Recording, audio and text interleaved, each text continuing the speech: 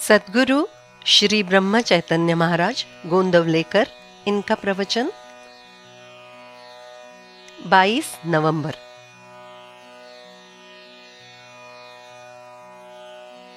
भगवान अत्यंत स्नेहशील है।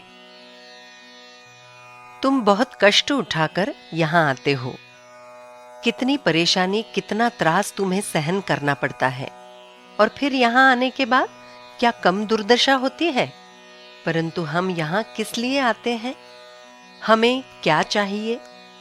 क्या ये हमें समझता है? हमें भगवान सचमुच में चाहिए, ऐसा लगता है क्या? इस बात पर विचार ही हम सहसा करते नहीं हैं। हमारे ऊपर कोई संकट आया, किंबहुना हमारे साथ कुछ बुरा हुआ, तो हम कहते हैं कि भगवान ने ऐसे कैसे किया। ऐसा कहना इसके जैसा दूसरा पाप नहीं। भगवान पर विश्वास न रखने वाला मनुष्य एक बार उचित जान पड़ेगा, क्योंकि वो भगवान ने बुरा किया ऐसा तो नहीं कहेगा। भगवान सच में अत्यंत ममतालु स्नेहशील है। उन्हें किसी का भी दुख सहन नहीं होता। किसी भी माँ को अपने बच्चे को हुआ दुख, कष्ट अच्छा लगेगा क्या? इसलिए भगवान ने मेरा बुरा किया, ये झूठी धारणा मन से निकाल दें। द्रौपदी को जब दुशासन ने भरी सभा में वस्त्रहरण के लिए खींचा, तब उसे लग रहा था कि पांडवों को ये सहन नहीं होगा। वो मेरी विटंबना नहीं होने देंगे। वे दुशासन के टुकड़े टुकड़े कर देंगे। उसे पांडवों के प्रति विश्वास था। जब दुशासन ने उसके पल्लू की ओर हाथ उठाया, तब उसने आशा से धर्मराज की ओर देखा। धर्मराज को लगा अब विरोध किया तो अपने सत्य के व्रत का भेद खुल जाएगा।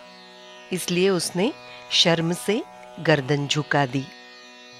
ये कैसा अहंता से लिप्त सत्य! यही स्थिति अन्य पांडवों की हुई। बाद में उसने भीष्माचार्य की ओर देखा, परंतु उन्होंने भी गर्दन नीचे झुका ली। इसके पश्चात मात्र उसने इस जग की आशा छोड़ दी और व्याकुल होकर परमात्मा श्री कृष्ण को पुकार लगाई, और भगवान ने वस्त्र पूर्ति कर उसका लज्जा रक्षण किया। बाद में जब एक बार कृष्ण उससे मिले, तो उसने उनसे पूछा कि तुम पहले ही मेरे बचाव के लिए दौड़कर क्यों नहीं आए? वो दुष्ट मेरे बाल पकड़कर मुझे खींच कर ले जा रहे थे, तब क्यों नहीं दौड़कर आए?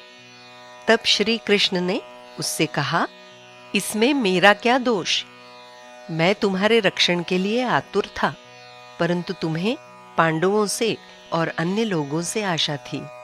वो रक्षा करेंगे ऐसा तुम्हें लग रहा था। मेरे लिए द्वार खुला नहीं था, फिर मैं कैसे आऊं?